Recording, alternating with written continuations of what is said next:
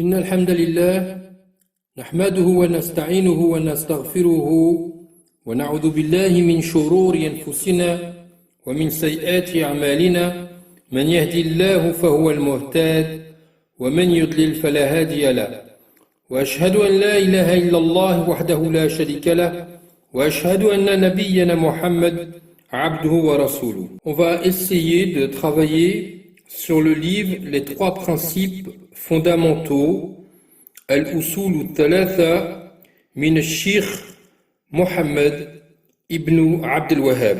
Mais avant de commencer sur le livre, on va un petit peu parler de l'auteur.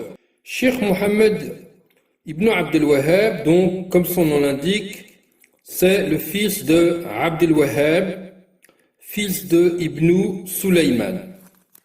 Il est né en 1115 de l'Hégire. On peut dire aussi 1703 de l'année grégorienne.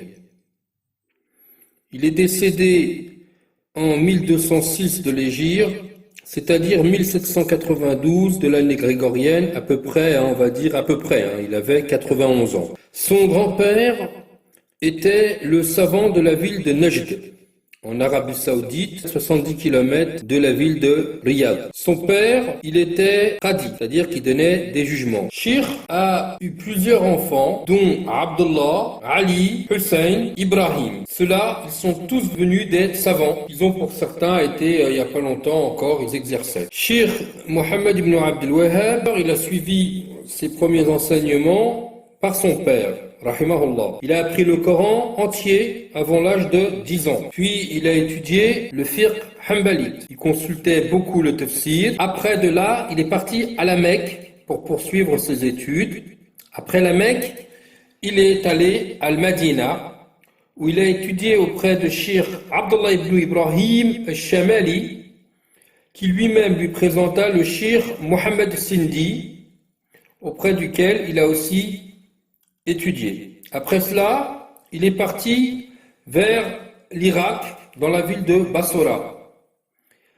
Cheikh Mohammed ibn Abd al-Wahhab, il était doué d'une grande mémoire et il écrivait beaucoup et il apprenait beaucoup. Il a transcrit dès ce moment-là certains ouvrages de Cheikh Ibn Qayyim Jawziyya rahimahullah et de Cheikh Ibn Taymiyyah rahimahullah.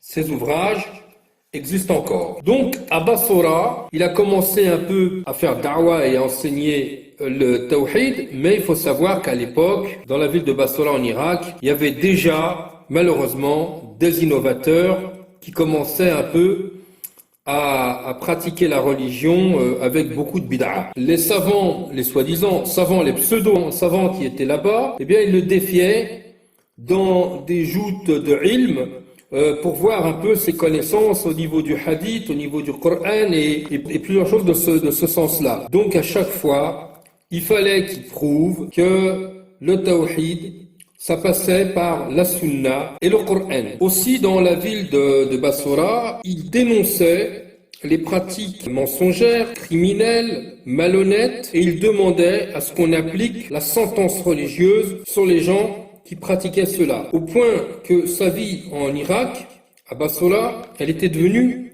risquée. Donc, à ce moment-là, il avait décidé de repartir vers Damas, en Syrie, mais il n'a pas pu le faire.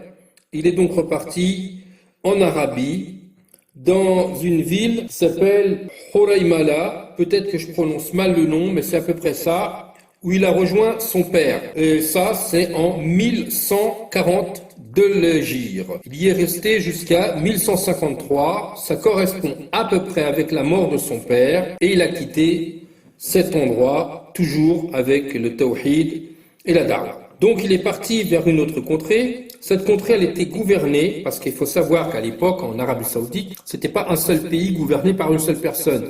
C'était diverses provinces qu'ils étaient dirigés par différents gouverneurs. Donc là, il est parti dans une contrée, et le gouverneur qui y était s'appelait Othman ibn Mohammed ibn Muhammar. Il l'a très bien accueilli, et il lui a permis d'enseigner là-bas et de pratiquer la da'wa. Donc, ce qui s'est passé, beaucoup de gens ont afflué pour suivre ses enseignements. C'est dans cette contrée qu'il a fait la destruction du premier mausolée. C'est-à-dire, c'est une bâtisse qui est construite sur la tombe de quelqu'un, et les gens, après, ils ont des déviances religieuses. En l'occurrence, là, c'était la tombe de Zayd ibn al-Khattab, frère de Omar ibn al-Khattab, et les gens qui étaient là, ils habitaient un village près de cette tombe qui s'appelait Jabila. Donc, c'était des fervents, on va dire, défenseurs de ce mausolée. Mais ce qu'il a demandé, il a été voir le gouverneur Othman ibn Mohammed pour lui demander de détruire ce mausolée. Donc, le gouverneur, il a accepté. Il faut savoir qu'il est venu avec une armée de 600 personnes. C'est pour dire à quel point déjà les bid'ahs étaient bien instaurées et que c'était pas évident de les détruire. Il faut savoir aussi que Cheikh Mohammed ibn Abdel Wahhab, il envoyait beaucoup de messages à l'époque de da'wa à des savants, à des gouverneurs dans différents pays. On a même trouvé une trace de l'une de ces lettres à Tunis, dans laquelle il avait appelé le gouverneur de Tunis à revenir vers le tawhid. Celui-ci, d'ailleurs, comme il était ash'arite, il a refusé. Alors, l'avènement de Cheikh Mohammed Abdel Wahhab, il n'était pas vu d'un bon œil par tout le monde. Les gouverneurs voisins de cette province, ils le voyaient comme une personne qui dérange et qui va changer les choses, qui va changer les pratiques qui ne sont pas dans la sunna. Donc, ils ont commencé à craindre que cette personne prenne le pouvoir ou quelque chose comme ça, et que ça va leur causer des problèmes.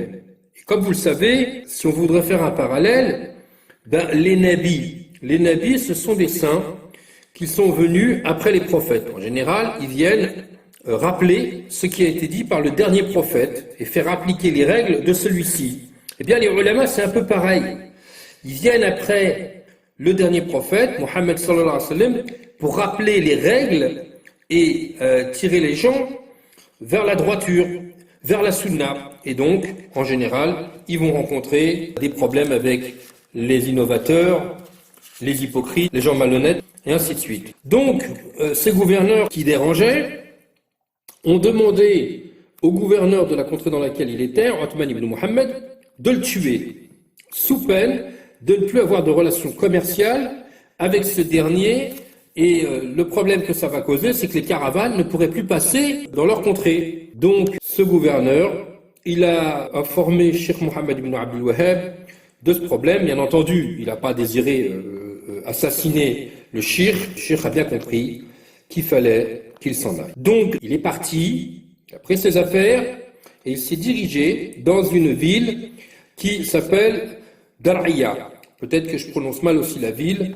Cette ville-là, elle était gouvernée par Mohammed ibn Saoud, la famille ibn Saoud qui sont actuellement au pouvoir en Arabie Saoudite, et donc c'est leur arrière-arrière-grand-père. La femme de Mohammed ibn Saoud, c'était une femme pieuse et instruite, que la renommée de Cheikh Mohammed ibn Abdel Wahhab l'avait déjà devancée dans cette contrée. Donc elle en avait entendu parler, elle en informa son époux, et le gouverneur a bien accueilli Mohammed ibn Abdel Wahhab en lui disant qu'il pouvait ici appliquer son enseignement, appliquer sa da'wa, de manière à ce que les gens qui vivent autour de lui pratiquent la sunna dans les meilleures des conditions.